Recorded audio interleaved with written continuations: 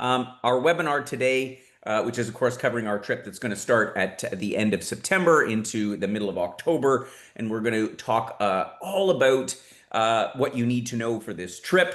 You're going to be seeing the everything from the bright, bustling lights and streets of Tokyo to the beautiful forests of Nagano Prefecture in Japan, and the amazing cultural city of Kyoto. And hopefully, if the weather is good, Mount Fuji, like we see here on the image. So we're going to be recording the webinar today, and we'll send you a replay of it so that anything that you might have missed, you will be able to watch again a replay of this, as well as for anybody that wasn't able to join us today. Also, everything that we're discussing or pretty much everything, is discovered in the covered in the pre-trip information kit that you will have already received from us. And so if you haven't already taken a detailed look through that, it's got lots of information, should address most of your questions. But we're going to, as I say, cover it all today. And obviously, we encourage questions. If you have any questions at all about anything that you hear from Michelle or I, then please put them in the chat box, and you can access that by scrolling up to either the top or the bottom of the screen, depending on what computer you're using or what device and what browser and so on. You can put questions either in the chat box, or you might also see Q&A. It's all the same to us, and we will address all of those towards the end of the webinar. So our agenda today is, first of all, I'm going to informally introduce your host, Michelle. We're going to talk about the pre-trip preparation. That's going to where we spend most of the time on this webinar. I will tell you a little bit about what's going to happen if you're arriving into Taipei for those going on the pre-trip, or into Tokyo. And we are not going to go into the itinerary in any great detail. You've already got lots of information about that. So we're really just going to touch on that. But if you have a question about anything on a specific day of the trip, or anything you want to know that would be of interest to the group as a whole, then obviously this would be a great time to address that. So, and as I say, at the end, we'll get into the questions and answers. So without further ado, your incredible host, Michelle, who has hosted, in the meantime, many trips with us. Michelle, welcome. Thank you Thank you, Gordon. Hello, everybody. What a pleasure to have you today with us here. This is going to be an incredible trip, and I can't wait, to explain everything about the trip. We're going to have so much fun. So let's Yes, go, Gordon. Let's we're do going to have this. a lot of fun. And Michelle, you most recently hosted 2 trips in South America, if my memory is correct. Oh, what happened? Oh, we froze.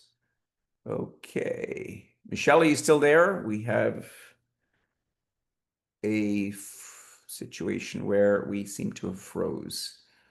Okay. Michelle, are you still there? Okay, I'm not sure what's going on. Okay. All right, I'm not sure if Michelle froze or if I froze.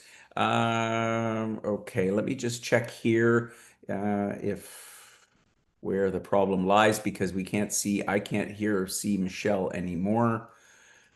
Let's see. Okay, all right. I'm going to continue on. Yeah, I think it's Michelle that we Oh, lost for a second. yeah, I'm back. Sorry, guys. Something. All of a sudden you were frozen. I didn't know what happened. I thought it might be my internet. But anyway, we lost you for a moment. I was just saying, Michelle, you just recently hosted 2 trips to us in South America, for us in South America. Is that right? Correct. Yes. Mm. And how was that? What was your experience? Oh, it Did you was a enjoy wonderful it? experience. It's a Yeah. whole different culture. So, we got to know different weather, different people. The food in Peru, I gotta say, was one of my favorite things. But yeah, I'm always keen to get to know different places. It's just incredible, to get to know like-minded people and to travel around for a whole almost, 20 days, a whole month to get to know each other. Yeah, we had rave reviews from Michelle from our members who participated in those 2 trips. And Michelle is originally from Venezuela, Yeah, so from that part of the world, but currently resides in Vienna, Austria. Is that right? that's correct. Yeah, and she travels all over the world, and we are blessed to have her as our host, and you're going to have a great time with her. So let me, before this thing jumps ahead on its own, which it seems to be doing. I love these things. Let's get right into what you need to know for this trip. And Michelle and I will we will together share this information with you. So I'll start off, first of all, by talking about the documentation you need. And again, you probably have read all this in your pre-trip information. Basically, if you have your passport, you're good to go. There's no visa requirement for Japan or for those going to Taiwan for that either. It is always recommended, and particularly here, that your passport is valid for at least 6 months beyond the return date and that it has 2 blank pages in it. Um, if you're at 1.5, I would say don't panic. But if you haven't already checked where your passport stands, then now would be a good time to do that, given that we are just over a month away from the trip. I always recommend to make a copy of the passport so that at the very least, use your phone and take a screenshot of it because if for some reason something should happen to it, unlikely, but you never know. Then you've got a copy on hand. And occasionally, not so much in Japan or Taiwan, they may ask if you're going to exchange money somewhere. They might ask for your document, and so better to bring a copy that's on your phone rather than your passport itself. We always say that that old phrase that we always used to say, money, tickets, and passport. These days, money is all digital, and so are the tickets. So those are a bit less important. But passport and your phone, which we'll talk And about the in a phone, second, exactly. Yeah. are the most important things. There are two things to point out, though, for Taiwan. And again, for the small group that's going to Taiwan, there is an online arrival card that you have to complete 3 days before arrival. If you didn't find that in the documentation, take a look. It's there. There's a link to how you fill in that arrival card. Similarly, for Japan, there's no requirement for Japan, but it is very useful to use the Visit Japan web app. Again, the link in that document that we sent to you, that will just expedite your immigration and customs procedures. So have a look for those and you'll be good to go. So now Michelle's going to tell you a little bit about packing for this trip. And so this is a good time as well to listen carefully. And if you have a question about, oh, should I bring this? Should I bring that? Please let us know. Exactly. So we're going to be facing two different kind of weather. So Taiwan is going to be warmer and humid. It's going to be around 30 degrees or so in the sunny days. And Japan is going to be between 15 and 20, 22 as we're going to enter autumn. So I would recommend to pack smart. So it's very important to go, to pack in layers. So when the weather changed, maybe it's a rainy day, so the temperature might go down. You can have a light jacket that you can put on quickly, and then you're good to go. So packing in layers is key. I will also recommend to bring two pair of shoes, comfortable pair of shoes that you can use for walking a lot. We're going to be walking. We're going to take plenty of stairs. We're gonna face cobblestones, so it's good to be comfortable and have a refreshment of the shoes whenever you feel like one pair is already too tired to go. Yeah, you want to bring, I mean, you definitely want to have one pair of super comfy walking shoes. I Exactly. always say, it's best also not to buy a brand new pair of shoes to bring on the trip. It's better to have shoes you walked in for a little bit because, you never know, you might get a blister or something. But then you might want shoes that either shoes that you can like slippers. I like to take slippers with me. I mean, some of the hotels may provide slippers, particularly in Japan, but more like kind of casual wear that you'd wear around the hotel or to the onsen, for example, if you decide to join in for that adventure. So comfier shoes and then good solid walking shoes. Exactly. And on that note, the comfortable shoes, you will want to keep your socks tidy, as we're going to be required to take our shoes off in most of the temples and restaurants. So, make sure to bring your favorite socks and comfortable socks. So you're gonna be able to show them around and be Exactly. comfortable. And that's actually raises a good point, Michelle, is that because as you say, in Japan, it is customary to Yes. remove your shoes in any temples and shrines, in people's homes. And you will be visiting some homesteads. along the way.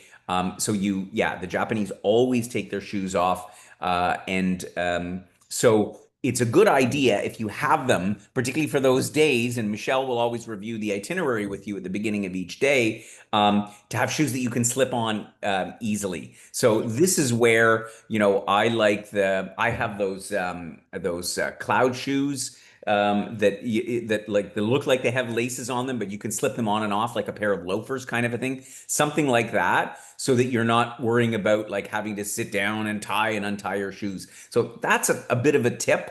That might be like your second pair of shoes, where it's like, oh, today we're going to be visiting a couple of these shrines, just to be able to slip your shoes on and off quickly. And as Michelle said, preferably not holy socks. I mean, it doesn't matter. The only person that's going to be feel awkward about that is you. So yeah, exactly. But yeah, other Yeah, than that, yeah, you will want to pack manageable luggage. So we're gonna be moving around. We're gonna make some transfers. So we're gonna be the ones who are gonna take care of our luggage.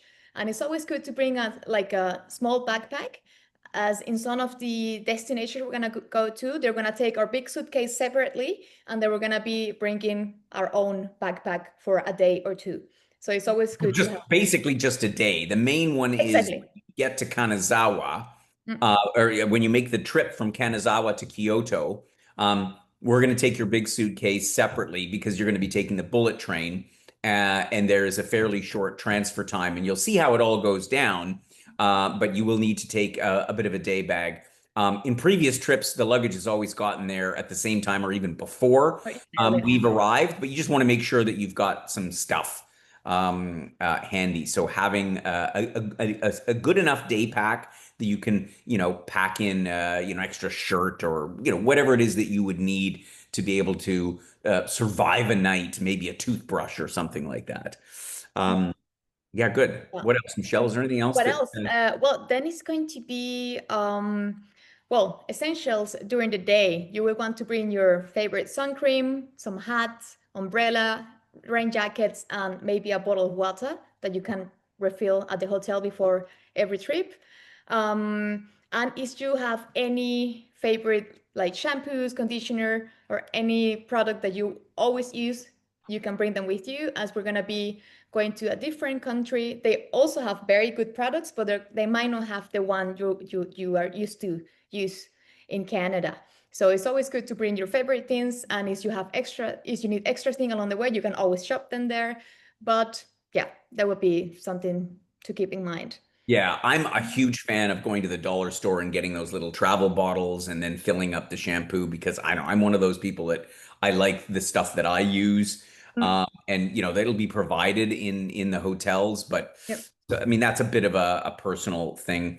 Don't forget to bring swimwear. Some of the Oh hotels, yeah. there will be the opportunity to swim. If you're really brave, when you go to Kamakura by the seaside outside of Tokyo, there is a beach there. There will be people swimming. You could swim there in theory, if you wanted to, if you feel like swimming in the Sea of Japan.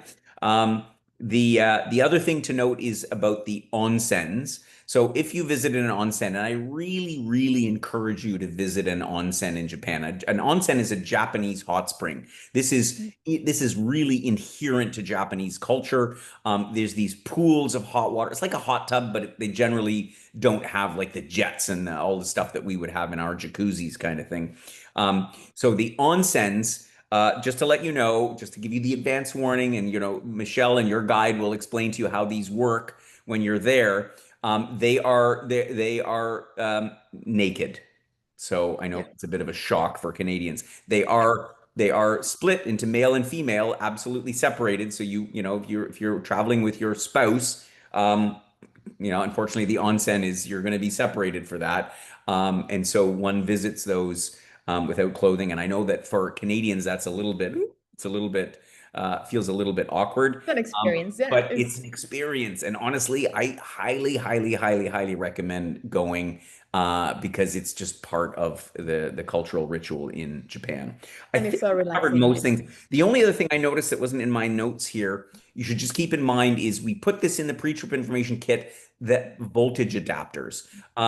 Because in Japan, yeah, it's funny, it's not on my notes here. It should be the same voltage, if I'm not mistaken, as in Canada, 110 volts. So, which is unusual because, of course, most places in the world are 220 volts. Yeah, electricity in Japan. I just pulled up the document. In Taiwan and Japan is 100 volts, so it's actually slightly less than in Canada. But all of your devices are going to work. Because they're all designed, well, half of them were built over in Asia anyway. Most of them were built over in Asia. And the plugs are actually similar. So for both places, you actually don't need any adapters. You can pretty much use what you've got from home. So that which is makes it very convenient. Uh, Mhm. good. And one last thing, just Yeah. not to forget, we're gonna have a few welcome parties, welcome dinner, and farewell dinners. So you will like to bring some smart casual Yeah. clothing with you, to feel a little bit nice and Yeah, fancy exactly. during It's the it's like occasion. a little bit, just dress up a little bit. It's a little bit, a little Our pleasure. trips are informal, right? We have no formal requirement. That's not how we fly. But yeah, I mean, we do go to some lovely restaurants at the beginning, at the end. That particularly the farewell is quite a special experience. It's nice to just, but yeah, don't overdo it. The main thing is comfort, and the main thing is, as Michelle always said, packing, manageable, so that um, yeah, cool. Um, Michelle, do you want to talk about the currencies and how that works with the money? Sure.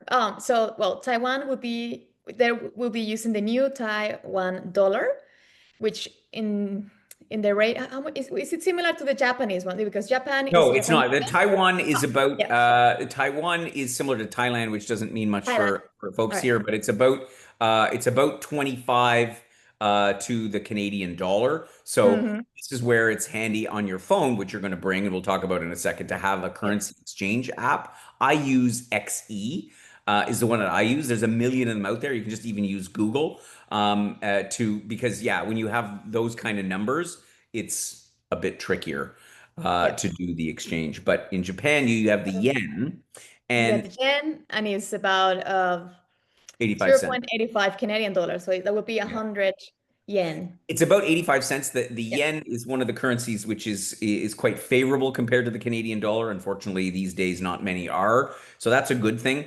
I generally, for the yen, it's pretty easy because you just basically divide everything by 10. And so to get the number. So and then it'll be even better than that. So, but again, the currency app is helpful. exactly. That will help a lot. And ATMs are widely available. So you're going to be okay, to take your car and just take some cash out of, in the cities. Credit cards are accepted in the cities, but in small shops and restaurants and market, they might prefer cash. So that's when the ATM comes handy. Comes in handy. You shouldn't need a lot of cash from my recollection of my previous visit to No, really. Japan. No. And what do you need cash for is for tips. We'll talk about tips in a second. But for local markets, it's always better to negotiate with cash. But I wouldn't be taking out, hundreds or thousands of dollars, maybe a couple of $100 for a meal here, a meal there that's not included. Exactly, in case we're gonna have our schedule very nicely planned and when where we're going, and maybe you want to take some cash the day before, just to be prepared, but you might not, yeah, you don't need to take too much cash out. And Yeah. one of the cards that we use for these trips is called Wise Card. I don't know if you're familiar with this card. I strongly recommend it as it has one of the best uh, exchange rating. Um, so yeah, it's basically like a debit and credit card that you can load up in Canada with Canadian currency and then exchange into over 40 different currencies. So it's super easy to use. And you have the information in your phone. You can follow along how much money you have, yeah, taken out or used. And it will take, I mean, you can ask for the card, the physical card, to arrive to your house, and it might take 3 to 4 weeks. So if you haven't gotten it yet, I would recommend to check it out and see if Yeah. if you would like to check it out. We love the Wise Card. I mean, Mhm. members who've adopted it, I use it religiously outside of Canada. That's all I Yeah, use. me too. It's great, and you can withdraw money at an ATM. In fact, it comes without bank fees for the first, I think, 300 Canadian dollars a month. Um, but of course, the ATM fees, and that's something to point out when you are withdrawing money at a bank machine. There will be a charge that's kind of unavoidable. It's kind of the world over that the ATM will charge a few bucks, $4 or $5. But at least you won't get then if you use the Wise Card, at least you won't get dinged by your bank at home. And I know Mhm. banks in Canada, from my experience, tend to charge another $5 or $7. So in that vein, my personal practice always with money is to take out what I think I'm probably going to use for at least the first half of the trip, a couple of $100. I would not take out smaller amounts because, again, every time you use it, they charge a fee. So you want to try and keep those fees in check. Yeah, and how the details on how to get the Wise Card are in that pre-trip information kit. It's completely up to you. I love it. A lot of our members use it. Um, Gratuities. Do you want to talk about gratuities, Michelle? You want to give them a Yeah, heads up? well, gratuities are mostly covered when it comes to drivers, guides, all the included programs or services. I'm gonna be in charge of that, so you don't have to worry. And the the occasions that is not covered will be housekeeping in the hotels and the airport transfers when you're on your own. So, the first pickup and the last pickup. When you're with me, I'm always in charge of it. Um, so in Taiwan, um, it's roughly 10% in restaurants, if not included. And in And it's Japan, important that you oh, check to see if a oh yeah, service charge is added to the bottom of the bill, because it's becoming, the rest of the world is adopting North American practices mm, of putting a service charge on the bill. But in Taiwan, if you round up to about 10%, similar to Europe yeah. for the tipping. But in Japan, that's when things change a little bit. Tipping is not customary and it can be considered rude or unpolite. Yeah. So they would prefer for you to give some small gift as a gratuity in exchange of, being grateful for the Yeah, service. and the small Greek. This is in our notes here about the small Yeah, gifts. It's really only if you're, visiting somebody personally. This doesn't really apply to us. You don't have to worry about bringing small gifts. But the main thing to note is that tipping is not customary. it's So, not. and I know we Yeah. have to change our mindset because we're all in default, and so yeah, that's important to note. Mm. Yeah, let's talk about mobile communications for a second. So I'll start off. Michelle will continue on and tell you a bit about Telegram, which is our communication tool. So for the small group going to Taiwan, we don't have a SIM card for you for the pre-trip. So if you have two options, well, you have three options. You can either use your roam from home, or you can get a physical SIM when you arrive into Taipei, or you can get an eSIM in advance. For those traveling on our main trip to Japan, we are providing with a physical SIM card, which you'll get after arrival from Michelle or from our local guide. And so you will have a SIM card to use that will give you data access. I don't believe that it will give you phoning access, but you're not going to be phoning a lot of people in Japan anyway. So if you're looking to phone people from home, and this is something I always want to stress to our members, right? A SIM card is like a phone number, basically. Consider it like a phone number. So when you put in a physical SIM in your card and you in your phone, and you take out your SIM from home, it means you don't have your home phone number in your phone anymore. So I know a lot of people in Canada still use text messages, old-fashioned text messages. Sorry for calling them old-fashioned, because the rest of the world has kind of moved on from text messages. Nobody really uses it anymore. People are using apps like WhatsApp or Telegram or Signal or Messenger, or there's a million different ways to message people that are data based as opposed to as opposed to phone based. So you might just keep that in mind if you've got a friend or a relative that you're used to texting, is switch over and get on WhatsApp or Facebook Messenger or one of the other platforms. Then you won't have an issue with that because you will not be able to send a text message when you put the Japanese SIM card in. Um, yeah, right. So the main reason for all that is, well, first of all, it's a great way to stay connected, particularly in Japan, where, language is a bit of a barrier. You'll find in all the hotels and a lot of touristy places, people will speak English, but sort of generally out and about on the street, they won't.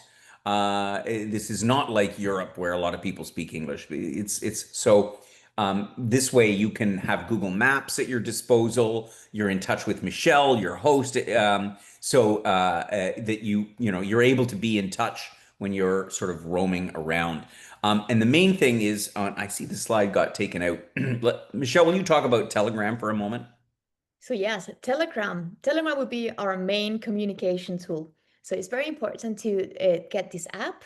You can check it out at home, maybe get some practice, and send me a quick hello so we stay connected before and during the trip. Um, so yeah, Telegram would be when I'm gonna send you all the updates, last minutes changes, and any communication that we need to, that you will need to be informed about is gonna be through this app.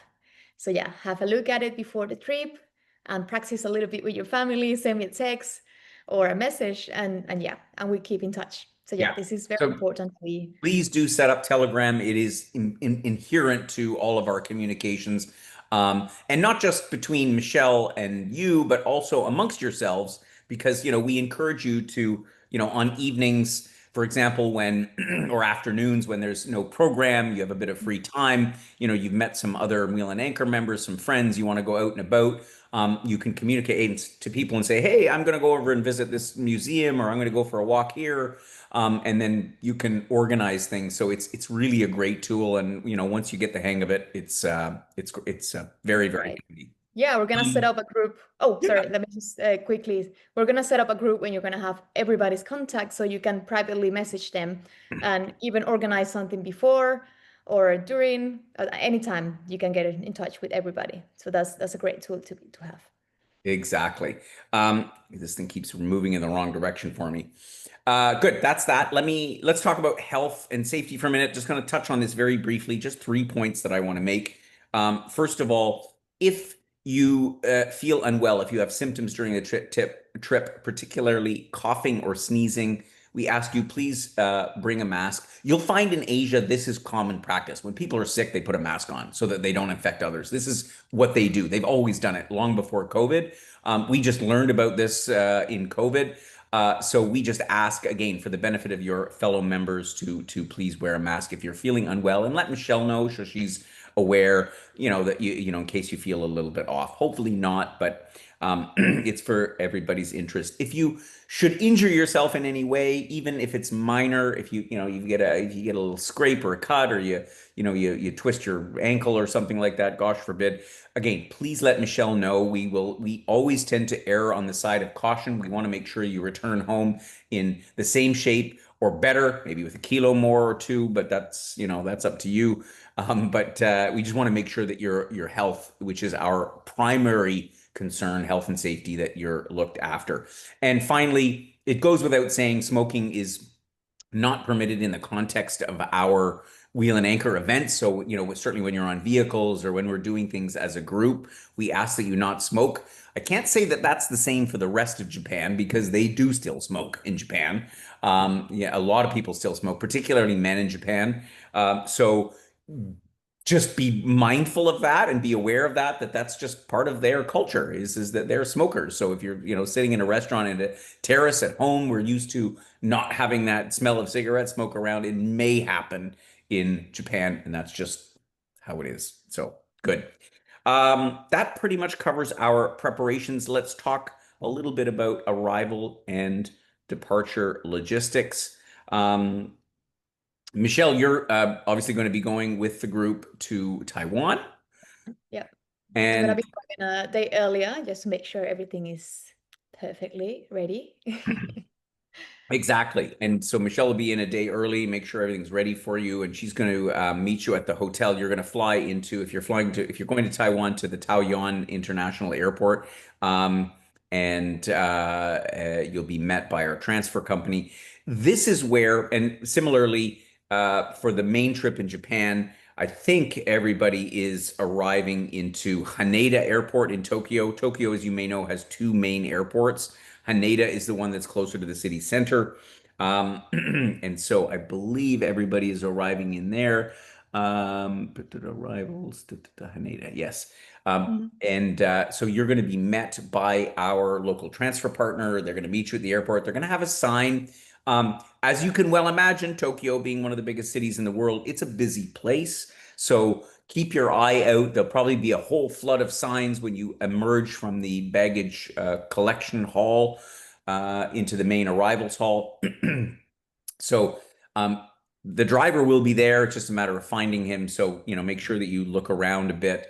If you have any issues, and again, this is where Telegram is the most important to have. You can log on to the airport Wi-Fi, be it in Taiwan, be it, excuse me, in Taipei, be it in Tokyo, and send Michelle a message if you have any problem locating your driver, right? And then Michelle is there to to ensure that you get connected and that you have a smooth transfer downtown.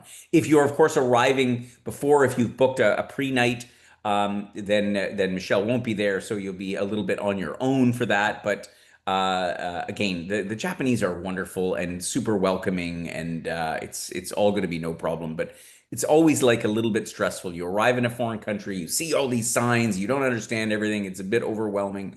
So just yeah, just be prepared for that.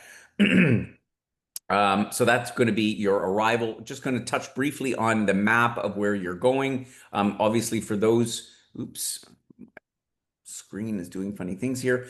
For those who are traveling to Taiwan, you're going to be based in Taipei for the 5 nights, and you're going to be visiting some fascinating places around the country, including doing a trip down to Tainan, down the western coast of the country. For Japan, of course, the trip will begin in Tokyo, where you'll spend the first several nights. There'll be time there. Tokyo is a gigantic city, right? You could live there a lifetime and not see everything, as you can well imagine. But we're going to see certainly some of the key highlights. We're going to make a side trip down to Kamakura, as I mentioned a little earlier, lovely little seaside town that's kind of like a suburb of Tokyo.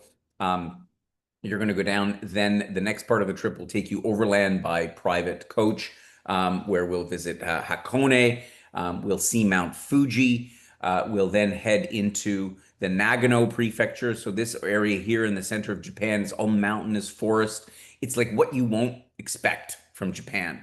Because it's for a country that has the population that it does, it's amazing how much nature and beautiful countryside there is. You'll visit places like Matsumoto, Takayama, and then you'll spend a couple of nights up in Kanazawa, which is the home of the samurai. Some beautiful spots there. Then you'll take your first bullet train ride, which will take you from Kanazawa with a connecting point down to Kyoto. As we said before, your luggage is going to be transferred separately. And then Kyoto, which is the cultural heart of Japan, we're going to go down, we're going to see Nara. We're going to make a day trip by bullet train again down to Hiroshima, which is, of course, where the nuclear bomb went off at the end of World War II. And we'll see a number of the beautiful shrines in Kyoto. And again, there'll be ample time for you to explore on your own. As I say, I'm not going to get into the itinerary in any great detail. This is one of my favorite spots, Shirakawa-go. There's these with these gas hoe roofs, these thatched roofs. This is in Nagano. Taipei, of course, a bustling city. I always think Taipei is a bit reminiscent of Hong Kong. The beautiful thing about Taipei, about Tokyo, is that these cities are very safe. Literally, what they say in Tokyo is like you could drop your wallet on the sidewalk and come back a day later and it'd probably still be sitting there, or otherwise somebody would have picked it up and tried to find you and bring it back to your hotel. It's really remarkable, and this is one of the wonderful things that I love about this culture is that people are, yeah, they're just they're just fantastic. They're so gracious and so unassuming. There's very little crime there. It's fantastic, and that obviously applies to all of Japan. That being said, it is a bustling city, and if you get the opportunity, and I think you will, to ride the Tokyo subway, the metro system. You've probably seen from films or videos of this images of people getting, with the people pushers and the subway pushing people in. So just be aware of the fact that it's a crowded place, and that, you will be confronted with, in some cases, walking along the Ginza in downtown Tokyo with masses of people that you just didn't expect. So that aspect will be a bit of a culture shock, particularly if you come from a smaller town or city in Canada and not from Toronto. Tokyo will be like, wow. But everything runs like clockwork and everything is clean as a whistle. It's wonderful. You're going to get a chance to go to Hakone, which is a wonderful open air museum, and there's a whole lake and a cable car ride that you'll do. If the weather's clear, you should get some beautiful views of Mount Fuji. You're going to head up into the hills, and this is where really some of the beauty and some of this wonderful history of Japan is to be found. Takayama. You'll have the opportunity to go visit an onsen here at your hotel. And I do, again, despite the fact that it's a little bit daunting for some to get over the whole nudity business, I just say, just like, go with the flow, try it, check it out. You'll really know what I'm talking about. I'm wishing I was going with you to go to the onsen. Kanazawa, again, home of the samurai. This is the Kenroku Gardens that you're going to visit there. So we've got some fun little activities in store there. And finally, Kyoto, which is again known for its spectacular shrines. You're staying right in the middle of downtown, very relatively close walking distance, in fact, to the central station in Kyoto. So that part of the city, when you first arrive, you're like, oh my God, this is just a big, gigantic city. The gems of Kyoto are interspersed sort of around the city. So there'll be some driving around. Nothing is that far, other than when you make a trip down to Nara to visit the incredible temple there that used to be one of the largest wooden building in the world. It's pretty amazing. And of course, here in Hiroshima, that's a day that you will not forget. So we've talked a lot. We've talked for the last 37 minutes. Now is the time for you to ask any questions. And I see that some folks put some questions in at the beginning, so I'll try to address those, although I don't have all the answers. But let me have a look here. So Debbie asked about Japanese SIM card. Yes, we will give you the SIM card, as I mentioned before. Is there a dress code for visiting shrines or temples? Good point. We didn't cover that one, Michelle. Yeah, we didn't. I would say mostly covering your shoulders and your knees. That would be a respectful way to enter a temple.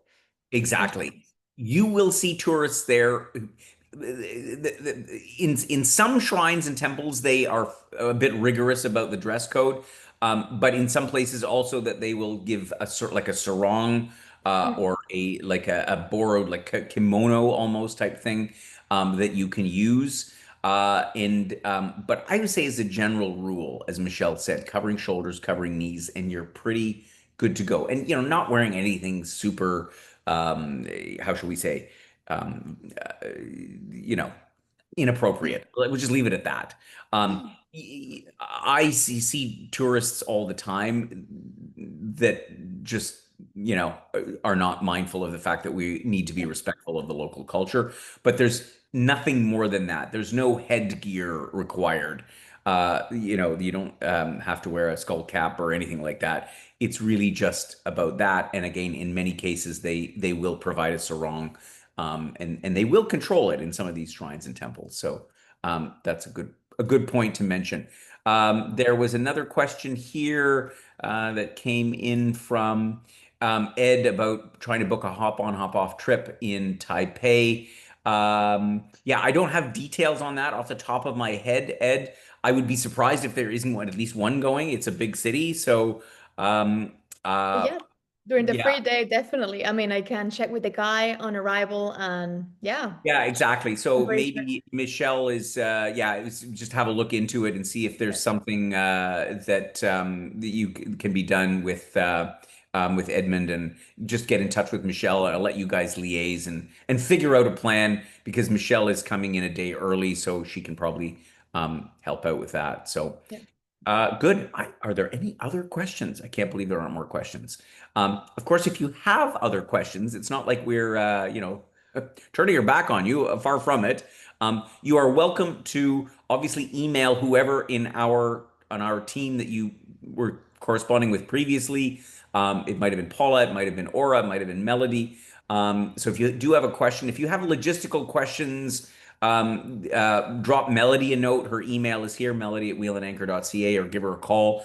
If she doesn't have the answer right away, she can certainly find it out for you. And I always say Google is a great resource. That's how I find the answer to a lot of questions. I just type it into Google or ChatGPT these days. Um, yeah, Edmund asked him to explain a little bit more about fees and Wisecard. What I would recommend, Edmund, rather than me getting into great detail about it, is if you look at the document we provided, and then you go to the Wise website, and it will explain how it works. I don't know the fees off the top of my head. All I can tell you from personal experience, I mean, we use Wise. Not only personally, but I actually use it for Wheel and Anchor for the company. We make a lot of our international payments using Wise because, trust me, I've looked into this. It is the best exchange rate that I have found. And if you find a better one, please send me an email because I'm always looking about how to save money on exchanging money. And you can use it literally as a debit or a credit card. So you tap it or you insert it. It works the same, and it will appear the transaction immediately with the exchange rate and what it deducted from your Canadian dollar balance. So I encourage you as well, put it in YouTube, Wisecard. There's a million videos in there about how it works, how to make the best use of it. You'll find lots more details there. And Michelle is obviously adept at Wise, having used it extensively for all of our last trips. So hopefully that gives you enough information for now. Otherwise, I say thank you for joining us on our pre-trip webinar today. Again, if you do have questions, drop us a note. Have a brilliant time. You will with Michelle. I have no doubt about it. Again, she's one of our most beloved hosts, so you're going to have a marvelous time and witnessing Japan and seeing what this country is all about. Take care. I look forward to hearing from you when you come back, reading all your feedback. Again, I trust that you'll have a great trip. Final words from you, Michelle? Yeah, don't forget to send a quick hello through Telegram to keep in touch. And I can't wait to meet you all. We're going to have a wonderful time together. Exactly. Do message Michelle in Telegram sooner than later so that she knows, because she's going to be chasing you otherwise if you haven't signed up for Telegram, to make sure that Yeah, it's she. always good to get in touch in case you need anything beforehand. I'll be happy to be informed, always. Awesome. Great. Thanks, everybody. Have yourself a great rest of the day, and take care of yourself. And again, have a wonderful trip. Bye bye. Bye-bye.